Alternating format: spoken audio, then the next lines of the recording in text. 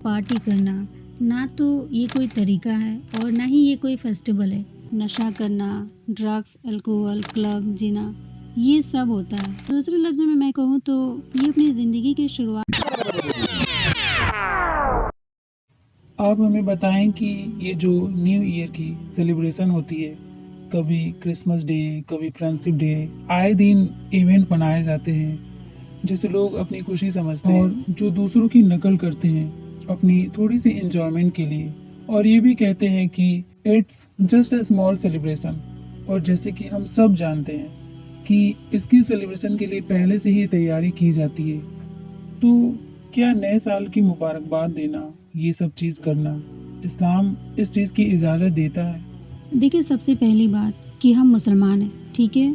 और हमारे लिए जायज़ नहीं कि हम यहूद नसारा की पैरवी करें और इस तरह के किसी भी इवेंट में पार्टिसिपेट करें। इस्लाम में सिर्फ 2 ही सेलिब्रेशन हैं, ईद उल अज़हा और ईद उल फ़ित्र। आप देखिए कि इस्लाम के अंदर जिन खुशियों को हम सेलिब्रेट करते हैं, उन खुशियों के साथ अल्लाह रब्बुल इज़्ज़त की बड़ाई है। इसके अलावा हम जो सेलिब्रेशन करते हैं, वो तो है ही नहीं। ये नया साल मनाना, एक दूसरे को विश करना, पार्टी करना, ना तो ये कोई तरीका है और ना ही ये कोई फेस्टिवल है जिसे हम ख़ास समझते हैं। एक हदीस में नबी करीम सल्लल्लाहु अलैहि वसल्लम फरमाते हैं कि जो लोग किसी दूसरे कौम की कॉपी करता है तो वो फिर उसी में से हो जाएगा। आप देखें कि न्यू ईयर की सेलिब्रेशन की तैयारी कैसे करते हैं। 12 बजते ही शोर शराबा करना स्टार्ट कर देते हैं। और जो न्यू ईयर की सेलिब्रेशन होती है, उसकी हद सिर्फ इतनी ही नहीं होती कि बंदा केक काट लिया, नए कपड़ा पहन लिया, एक दूसरे को विश कर लिया, बल्कि ये लोग तो अपनी हुदूद को पामाल करते हैं। नशा करना, ड्रग्स, अल्कोहल, क्लब, जीना, ये सब होता है। और आप देखें कि लोग इसे साल का पहला दिन भी कहते हैं और इसकी शुरुआत ऐसे करते हैं। दूसरे लफ्ज़ों में मैं कहूँ तो ये अपनी ज़िंदगी की शुरुआत नहीं करते, बल्कि बर्बाद करते हैं। बर्बाद पहले करते हैं और शुरुआत बाद में करते हैं। अपने आप को बुरी एडिक्शन से बचाने के बजाय मज़ीद इन्वॉल्व करते हैं। एक दूसरी हदीस में आप सल्लल्लाहु अलैहि वसल्लम फरमाते हैं कि इस उम्मत के अंदर ज़मीन फट जाएगी, चेहरे बिगाड़ दिए जाएंगे। साहबा पूछते हैं कि ए नबी करीम सल्लल्लाहु अलैहि वसल्लम, ये कब होगा?